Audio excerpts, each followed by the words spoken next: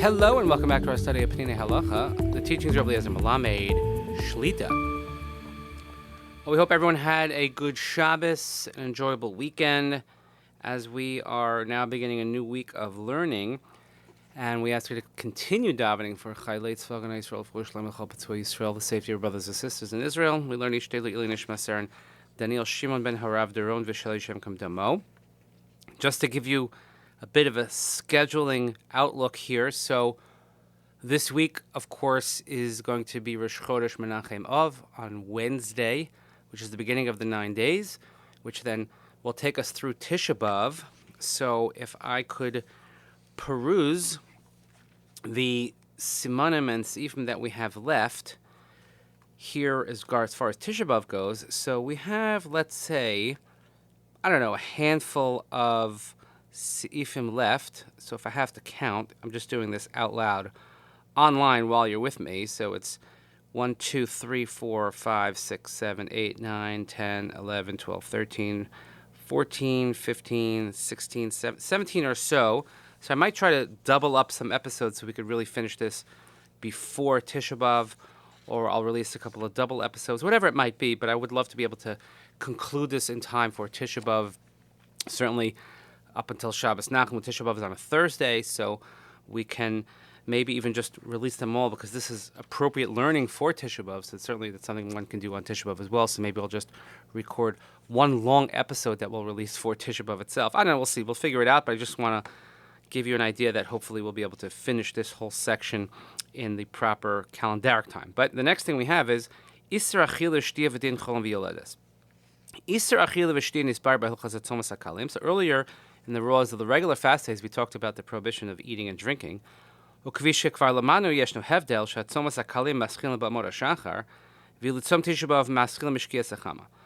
we already saw the difference that on the regular fast days that the fast starts at daybreak, whereas on Tisha B'Av the fast starts on the evening before, already at sunset. But as far as the actual prohibition of eating and drinking, there's no difference. We've already learned that people who are ill are already exempt from the fast of Tisha B'Av, and they don't have to do what we call shiurim. They don't have to eat a little bit every 2 to 9 minutes, a mouthful, a cheekful, something like that.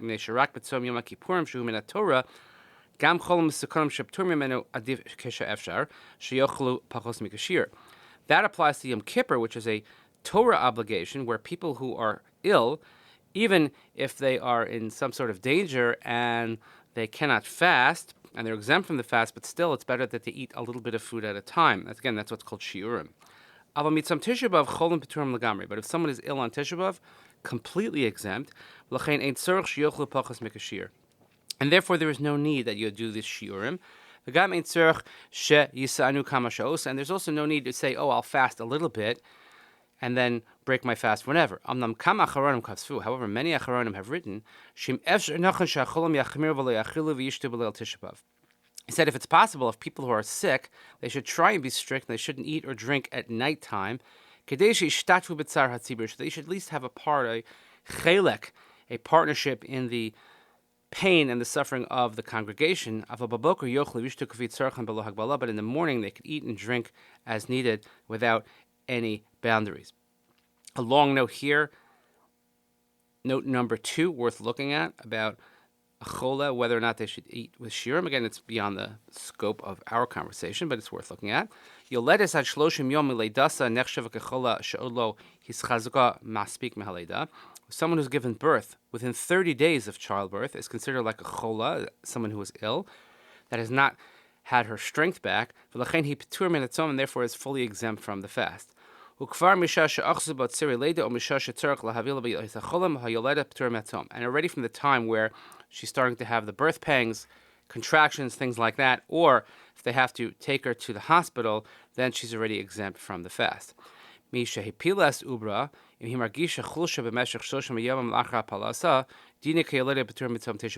lo aleinu has a miscarriage, and already within 30 days of the miscarriage she's feeling weak and has to get her strength back, then she has the same law as someone who's given birth and would be exempt from the fast.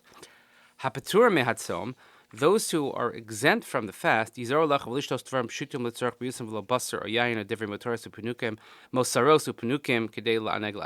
even those who are allowed to eat, they should eat simple foods, what is necessary. They shouldn't have a feast of meat and wine or foods that just make you happy. And the poskim have an interesting machlokas about whether or not they should say the bracha of Nachem when they say benching. Now, we have it in Mincha on Tisha B'Av, as we'll get to. But should you say it in benching or not? Again, note number 4 here, according to most Ashkenazic poskim, that they should say Nachem and Uvnei Yerushalayim. Similar question, let's say if someone has to eat on Yom Kippur, do you say Yalav Yavo? Fascinating questions. So I'm actually going to do Sif Daled now. Let's go to Sif Daled now. Again, we're just trying to cover ground so that we can get to the conclusion of this section in time for Tisha B'Av. So the next is Me'ubaris and Menikos. So Echad have Delim ben Atzomas HaKalam Tisha B'Av, She'umubaris and Menikos P'turis Ma'atzomas HaKalam B'chayavos B'Tisha B'Av. So another difference between Tisha B'Av and the minor fast days, that people who are pregnant and nursing are exempt from all those fasts, but they are chayiv in Tisha B'Av. Because on Tisha B'Av, only people who are sick are exempt. But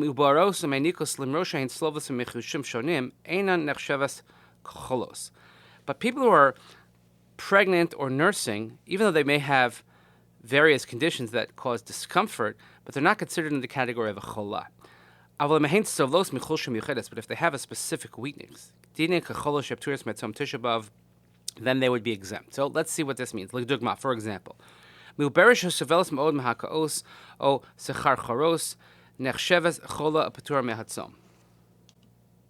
let's say someone who's pregnant has tremendous nausea or dizziness, so then should be considered like someone who is ill and would be exempt from the fast.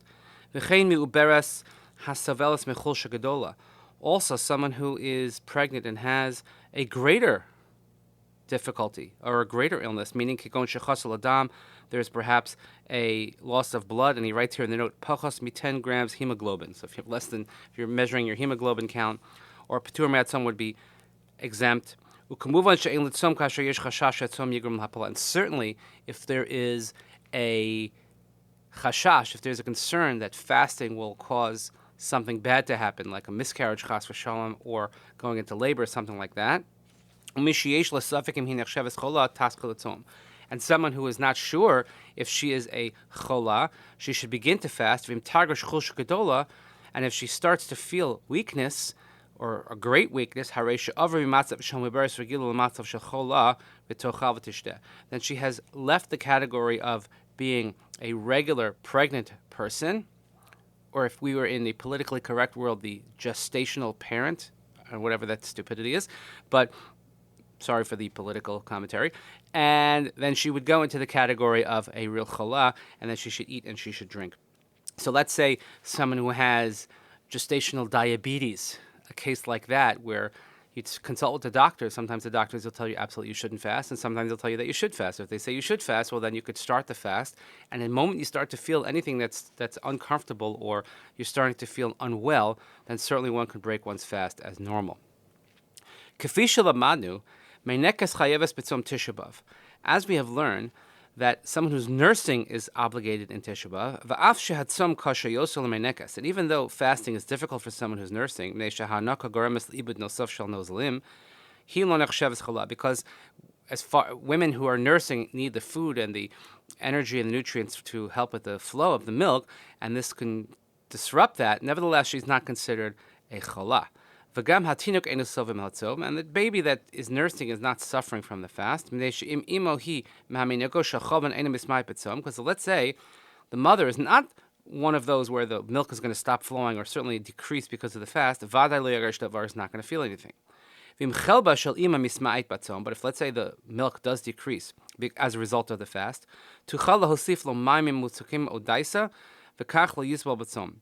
and you can always add formula or something like that into the baby's bottle, and therefore the baby won't feel the difference from the fast that the mother's fasting.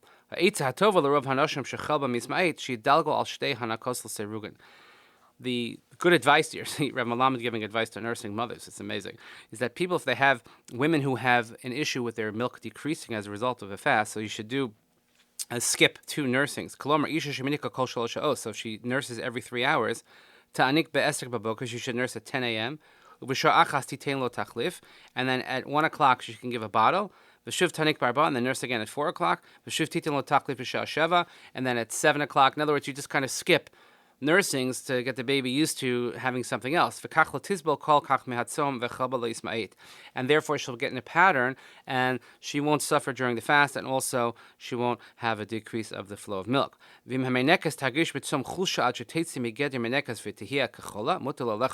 if she's nursing and she feels weakness as a result of the fast, and then she goes into the category of a chola, then certainly she can eat and she could drink as normal. Again, note number 6 here also regarding this is that if, let's say, the child won't take anything but the mother's milk, not even a bottle, well, then you have to deal with that as well. But we see that this is certainly not Yom Kippur. When it comes to Tisha B'Av, we have the ability to be a little bit more lenient, certainly as far as we're not taking a risk with somebody being a chala, so a woman who's pregnant or nursing. You just have to know what to do. And by the way, the question is always to ask. You never know, because people make assumptions, but it's always best to ask. So thank you so much for joining us for this double episode today. Please continue davening for Chayei Yitzchak and Yisrael for Shalom Chol B'Tzvei Yisrael, to save your brothers and sisters in Israel.